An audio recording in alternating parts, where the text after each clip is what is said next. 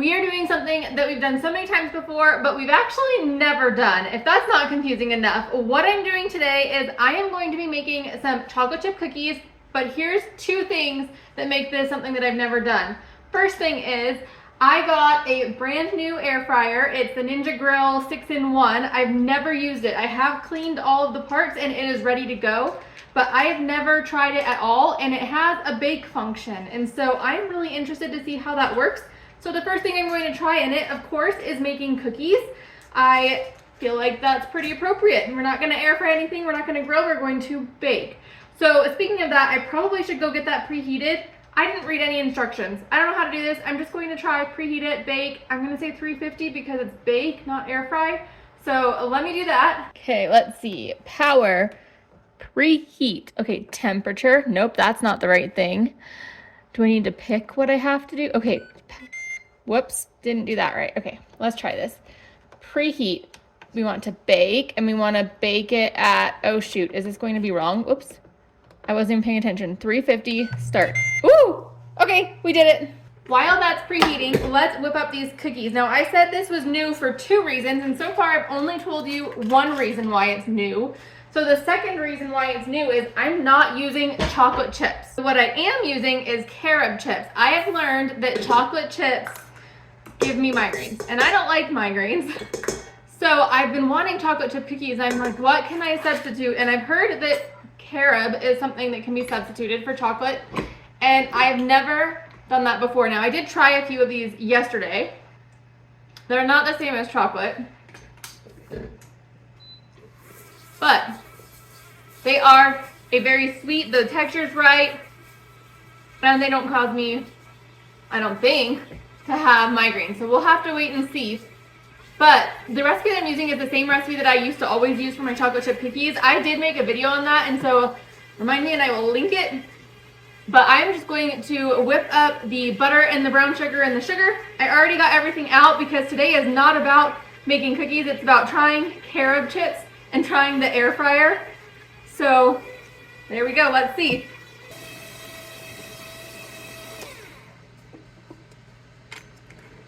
I am going to add in the vanilla and the other egg. Not other egg, just the egg. There's only 1 egg. I am cutting this recipe in half because I didn't want to try something new, the Carob chips, and then not like it and have a ton of them to have to eat.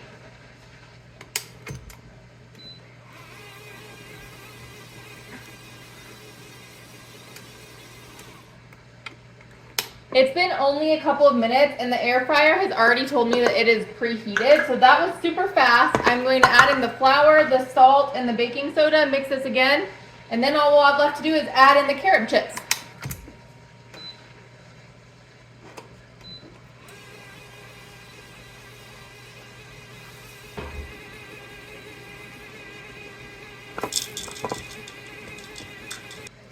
This dough is a lot more drier than I remember, so I'm just going to drizzle in a tiny bit of water. I would use milk, but nah.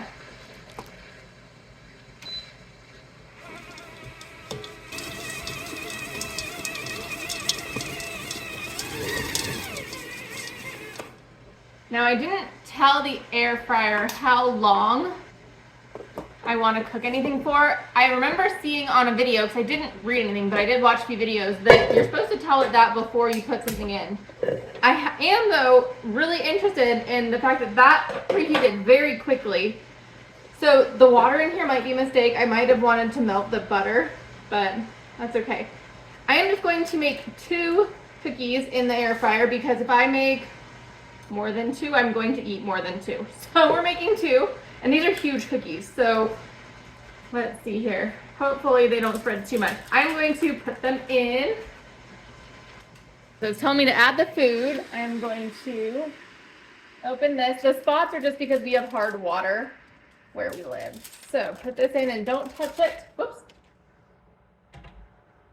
Put this down. Oh, and it says it's going for 15 minutes. So I will listen to my nose, you know, we'll be right here. In the meantime, I am just going to get the rest of these cookies prepped. I'm going to put them on this baking sheet and I am going to freeze them, and that way I can just take a couple out at a time and cook it in the air fryer. I'm assuming that'll work just fine. I used to cook cookies in my other air fryer before it broke, and that was actually only air fry, and so without having that convection, we actually might be able to get a better cookie out of it. So I'm very excited to try it. So far that seems super simple.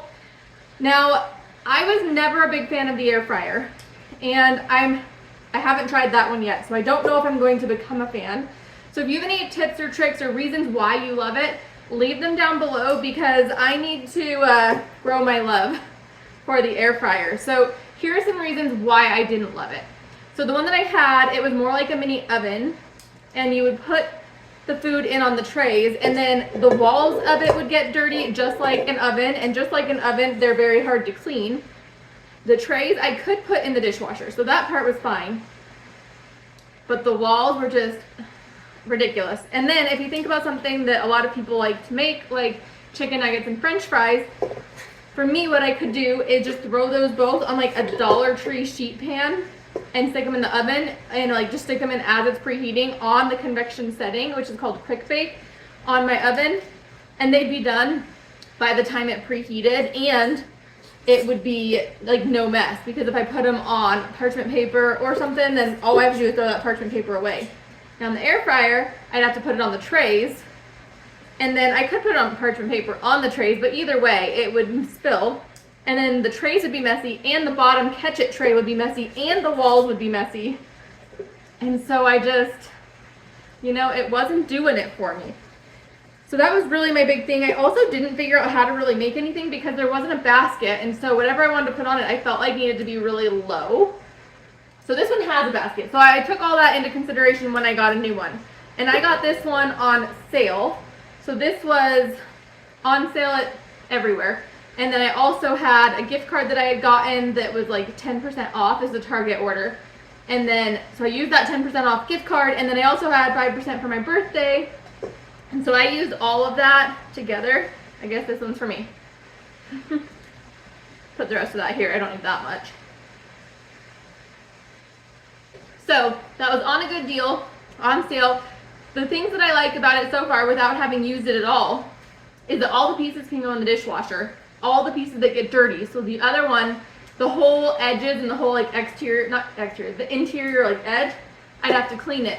This one, all the pieces straight into the dishwasher. That's fantastic. It also has a basket, so I can put things in it and flip it and shake it, and hopefully that'll be good too. And on top of that, it can grill, it can bake, it can broil, it can do a lot more things. And so I'm really hoping that I can bake in there just like small bits at a time, and that'll be great. So I'm going to get these into the oven. No, I'm not. I'm going to get these into the freezer. I'm going to keep my eye on that. It says there's 11 minutes left, and so we'll see how they turn out. My nose is telling me to look at these, and I actually did peek already. These look like I probably should have listened to it and not increased the time. So I'm going to take those out, and by not increase the time, I think I mean temperature. These look done to me. Oh, they're still, I don't know. They might be gooey on the inside. I am going to try again. I know I didn't want to make more cookies than that, but I'm going to try again on a lower temperature. So I'm going to turn the power off, and let's do this again. Okay, let's see if we can do this time. Power, preheat. We're going to bake it. The temperature says 300. We're going with it. You know, actually, looking at these, they don't look bad. I think I definitely needed a lower temperature because the insides might not be fully cooked, but not bad. Okay, this says add food. Okay, we are going for second. Oh, loud. We're going for second time's the charm, not third time's the charm. Let's not touch it. Oh, I got that in there a little bit better this time. Okay, let's see how that goes. It's been about 10 minutes. I want to peek. And these are looking like they're coming out a lot better. I put them a little too close to each other though.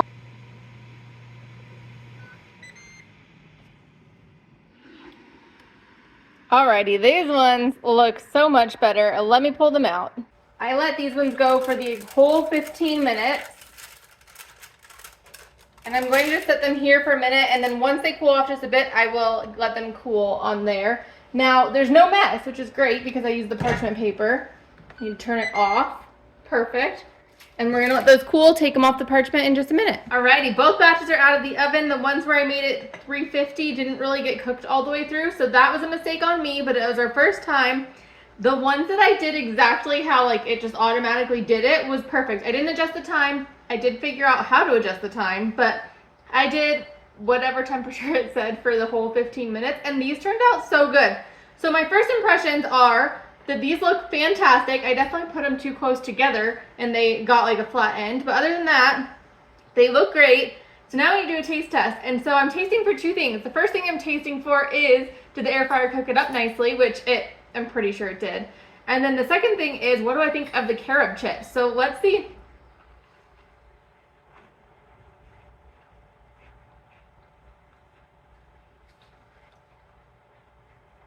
These are so crispy.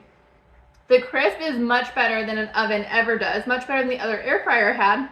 So for the air fryer portion of this, perfect.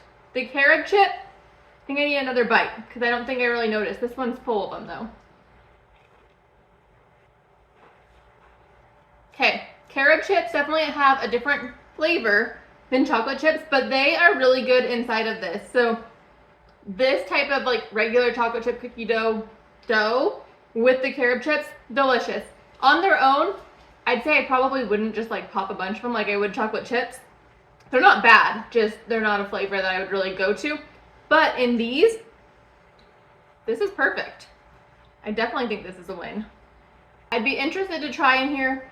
I recently made ones where I did like nuts and toffee instead of chocolate chips. Those were delicious. Those are probably the best so far. I think I need to try this with those. Gosh, maybe even putting the carob chips also and just doing like a bunch of stuff in a cookie. That'd be delicious. Anyways, if you haven't yet checked out when I did the original version of these cookies, just the regular chocolate chip, I will leave that video here for you. And if you would like to check out another video, I will leave one here. It's a surprise, so it's just for you. And if you enjoyed this video, please give it a thumbs up. If you're new here and you haven't yet, please subscribe. I'd love to see you. I'll see you next time. Thanks for being here. Bye-bye.